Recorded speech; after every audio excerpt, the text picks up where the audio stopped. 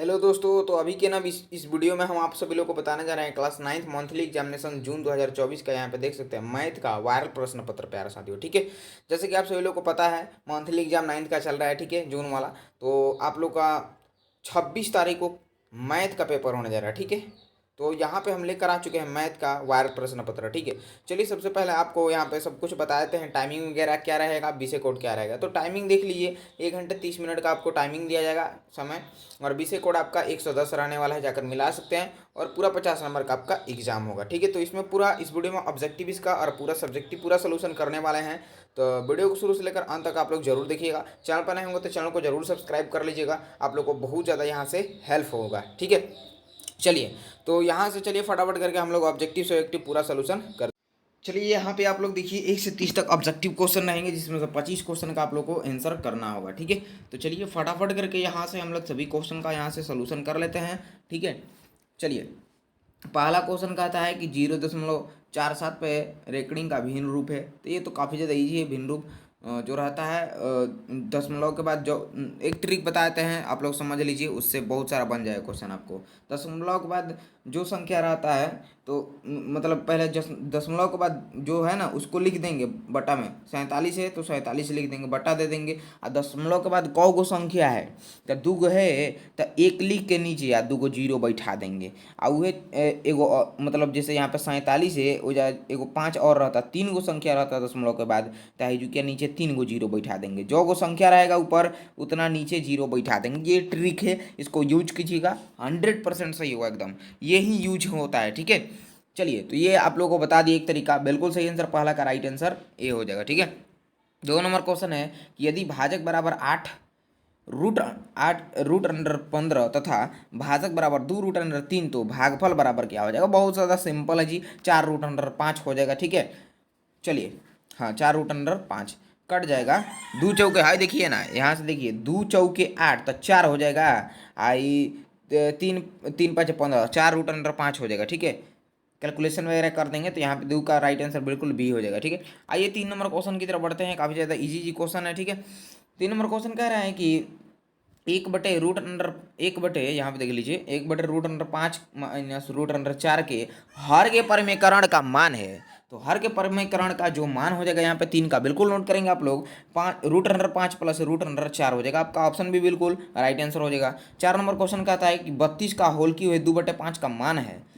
32 का whole square, sorry 32 का square है 2/5 का, इसका मान पूछ रहा है, इसका मान पूछ रहा है, द वैल्यू ऑफ इतना, ठीक है। तो इसका जो मान हो जाएगा, वैल्यू हो जाएगा, ये आपका बिल्कुल नोट कर लेंगे, 4 हो जाएगा। हमने कैलकुलेशन करके सब निकाल रखा है, ठीक है। आप लोग बस आंसर यहाँ पे देखिए, ठीक है।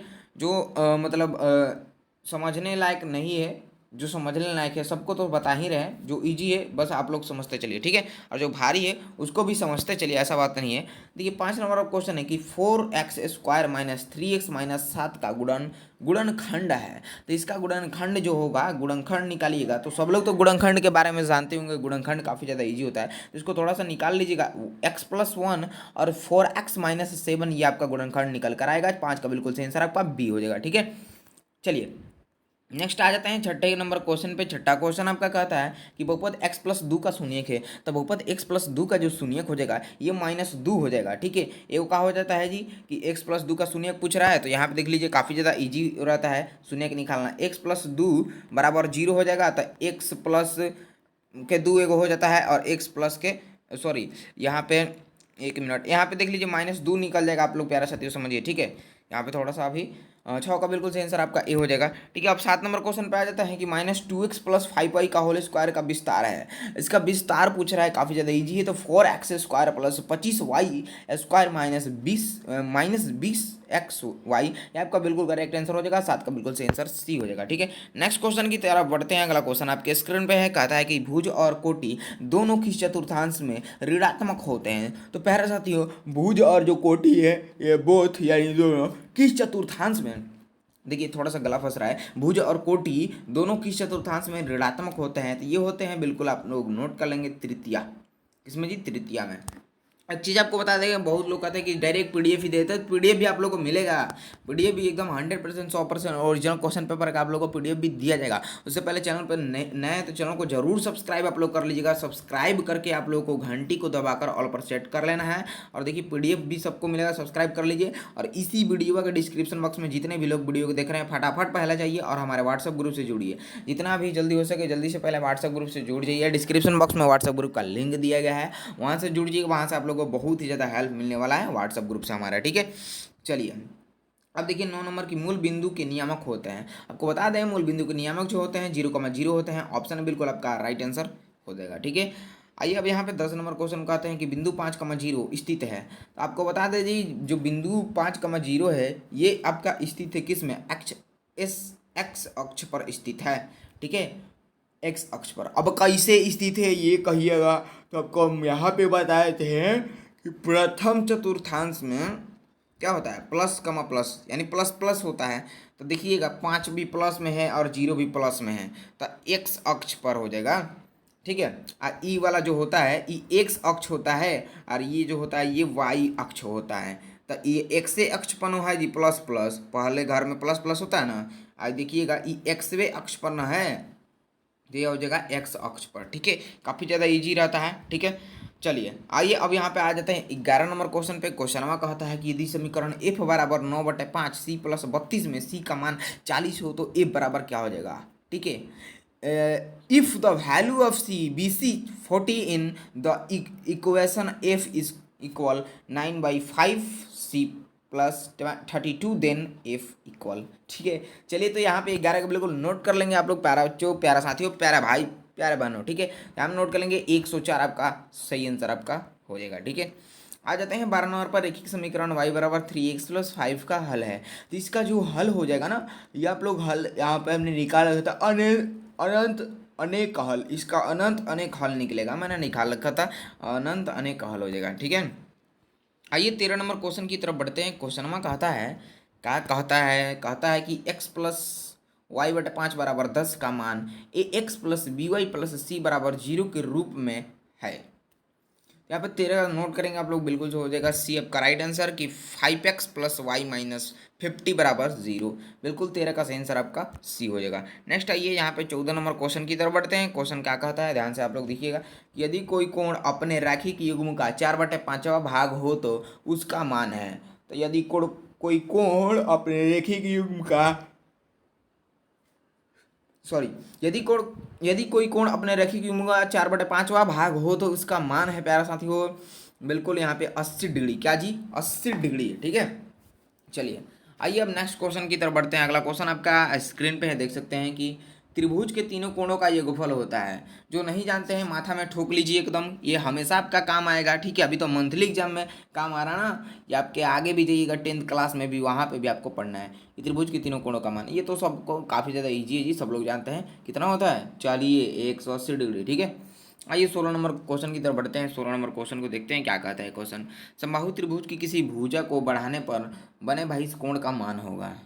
तो समबाहु त्रिभुज की किसी भुजा को बढ़ाने पर बने बाह्य कोण का जो मान होगा ये अपने माथा में ठोक लीजिए, 120 डिग्री होगा। कितना होगा जी, 120 डिग्री होगा, लिख कर देता है, ठीक है। चलिए 17 कहता है किसी चतुर्भुज के चारों कोणों का योगफल होता है। ली भैया, हाई ली, किसी चतुर्भुज के चारों कोणों का योगफल होता है। इतना ज़्यादा इजी इजी क्वेश्चन पूछा है जी।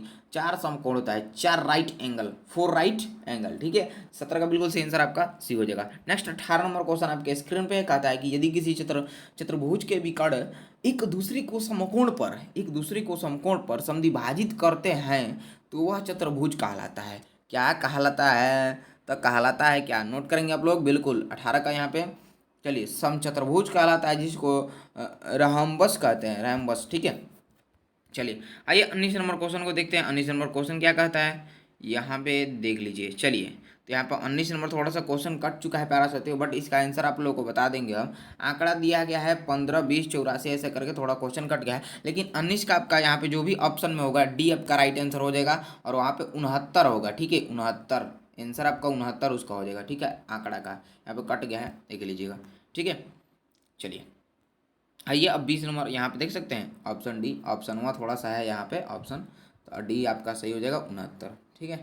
चलिए 20 नंबर क्वेश्चन पे आ जाइए, समझ गए होंगे आप लोग बात को कैसे हमने समझाया। चलिए 20 नंबर क्वेश्चन देखेंगे कि दो त्रिभुज के सर्वांगसम होने का कौन सा विकल्प गलत है। तो दो त्रिभुज के सर्वांगसम होने का कौन सा विकल्प जो है ये गलत है। तो आपका बिल्कुल RHS, कौन जी, RHS, ठीक है। 20 का बिल्कुल सही आंसर आपका सी हो जाएगा, ठीक है। आइए आइए आइए हल लीजिए। 21 नंबर क्वेश्चन क्या कहता है, तो सुनिए। कहता है कि क्वेश्चन दे दिया एक चित्र में ए बी समरूप सी डी, ए बी समरूप सी डी तथा ई एफ तिर्यक छेदी रेखा ए बी तथा इसका आंसर आपने दिमाग में ठोकिए तो क्या होगा देखिए। उतना ज़्यादा टाइम वेस्ट नहीं करना है हम लोग को, ठीक है। तो 21 का बिल्कुल सही आंसर नोट करेंगे, 75 डिग्री आपका एकदम करेक्ट आंसर हो जाएगा जी, बिल्कुल भी आपका राइट आंसर हो जाएगा, ठीक है। आइए 22 नंबर क्वेश्चन की तरफ बढ़ जाते हैं। क्वेश्चन में क्या कहता है देखिएगा। कहता है समबाहु त्रिभुज के प्रत्येक कोण का मान होता है। तो समबाहु त्रिभुज के प्रत्येक कोण का जो मान होता है ये 60 डिग्री होता है। थोड़ा सा हम इसलिए तेजी में बता रहे हैं क्योंकि आप लोग को सब्जेक्टिव का भी सोल्यूशन करना है, आप लोगों के लिए काफ़ी ज़्यादा मेहनत करते हैं प्यारे साथियों, इसलिए ठीक है। बस इसलिए फटाफट क्वेश्चन का आंसर बता रहे हैं, कोई समझा दे रहे हैं, ठीक है। चलिए आइए अब देखिए 23 का था कि एक समकोण त्रिभुज के कोणों का अनुपात 2:3 हो तो छोटे कोण का मान होगा। ये हो जाएगा बिल्कुल आपका नोट करेंगे 18 डिग्री हो जाएगा, कितना 18 डिग्री।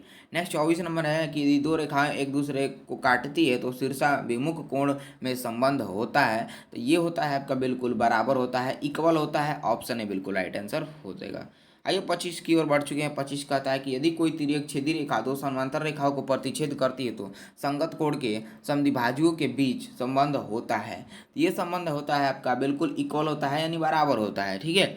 चलिए आइए अगला क्वेश्चन आ जाता है आपका कि समीकरण 2x + 3y बराबर के x और y का हल क्रमशः 2 और 1 हो तो के का मान होगा। तो के का मान जो हो जाएगा ये हो जाएगा 7 आपका हो जाएगा। 26 का बिल्कुल सही आंसर आपका ये हो जाएगा, ठीक है। अब 27 नंबर क्वेश्चन क्या कहता है, x - 1/x का वर्ग है। इसका वर्ग जो होगा ना ये हो जाएगा बिल्कुल आपका x² + 1/x² - 2 हो जाएगा। 27 का बिल्कुल सही आंसर बी हो जाएगा। आइए 28 नंबर क्वेश्चन को देखते हैं। क्वेश्चन कहता है कि x + y का होल स्क्वायर बराबर क्या हो जाएगा। यहाँ पे 28 का नोट कर लेंगे आप लोग कि y माइनस हाई देखिए देखिए x - y का होल स्क्वायर प्लस 4xy आपका करेक्ट आंसर हो जाएगा। 28 का बिल्कुल ए राइट हो जाएगा, ठीक है। चलिए 29 नंबर है कि x अक्ष पर y नियामक का मान होता है। तो x अक्ष पर y नियामक का मान पूछ रहा है तो ये हो जाएगा आपका बिल्कुल शून्य हो जाएगा, जीरो हो जाएगा, जीरो हो जाएगा, ठीक है। चलिए एक कदम चलिएगा ना आप लोग 10th में तो वहाँ पे आप लोग को बिल्कुल जीरो लेवल से हीरो पूरा बढ़िया तरीका से समझा कर एकदम तैयारी कराया जाएगा। तो इसलिए अब भी हमारे चैनल से जुड़ जाइए, चैनल को सब्सक्राइब कर लीजिए अभी तक सब्सक्राइब नहीं किए हैं, ठीक है। चलिए 30 नंबर देखिए, यदि किसी बेलन की ऊंचाई और त्रिज्या क्रमशः h तथा r हो तो इसका संपूर्ण पृष्ठीय क्षेत्रफल होगा। तो ये हो जाएगा बेलन का ऊंचाई और त्रिज्या दे दिया है तो संपूर्ण पृष्ठीय बेलन का संपूर्ण पृष्ठीय क्षेत्रफल क्या होता है। तो ये होता है 2πr × r + h होता है। हमेशा याद रखिएगा, 10th में भी जाइएगा तो वहाँ पे भी आपका ये सूत्र यूज होता है, काम आता है, ठीक है। चलिए तो प्यारे साथियों आप लोगों को पूरा 1 से 30 तक ऑब्जेक्टिव क्वेश्चन का मैंने सोल्यूशन टोटल करा दिया। देखिए काफ़ी वीडियो लंबा हो रहा है, ठीक है, हो ही गया। तो सब्जेक्टिव का एक अलग से वीडियो बना देंगे जिसमें पूरा सब्जेक्टिव सोल्यूशन कर देंगे। तो उससे पहले चैनल को सब्सक्राइब जरूर कर लीजिएगा प्यारे साथियों, ताकि आप लोगों को सब्जेक्टिव का भी वीडियो देखने को मिल जाए, ठीक है। आप लोगों के लिए काफ़ी ज़्यादा हेल्प करते हैं प्यारे साथियों। लाइक सब्सक्राइब तो बनता है और व्हाट्सएप ग्रुप से जल्दी से जुड़ जाइए, अभी आपको बताते हैं डिस्क्रिप्शन में लिंक दिया गया है, ठीक है। चलिए आप सभी का बहुत बहुत धन्यवाद।